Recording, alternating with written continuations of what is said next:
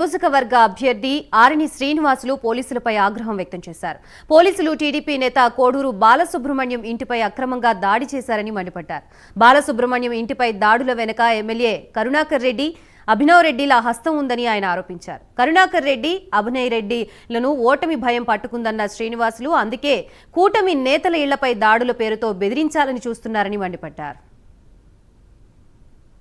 Telugu Desam party నాయకులు సోదరులు కోడూరు బాలసుబ్రహ్మణ్యం ఇంట్లో నిన్న సాయంకాలం విజిలెన్స్ అండ్ ఎన్ఫోర్స్మెంట్ మరి పోలీసులంతా కలిసి ఇంట్లో ఎవరూ లేని టైంలో మహిళలు ఉన్నది చూసి 15 మంది పోలీస్ అధికారులు, విజిలెన్స్ వాళ్ళు అందరూ కూడా గుంపుగా వెళ్ళి తనిఖీలు చేయడం జనసేన పార్టీ ఖండిస్తున్నాం. కేవలం ఈరోజు జనసేన, తెలుగుదేశం, బీజేపీ ఉమ్మడిగా కలిసి ఎన్నికలకు వెళ్తున్న తరుణంలో వైసీపీ ప్రభుత్వం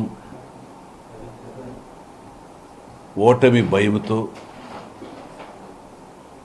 ఇటువంటి దాడులు తెలుగుదేశం నాయకులపైన, జనసేన నాయకులపైన చేయడం తీవ్రంగా ఖండిస్తున్నాం. ఎటువంటి నోటీసులు ఇవ్వకుండా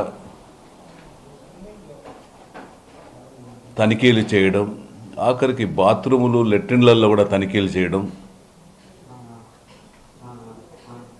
చాలా బాధాకరమైన విషయం.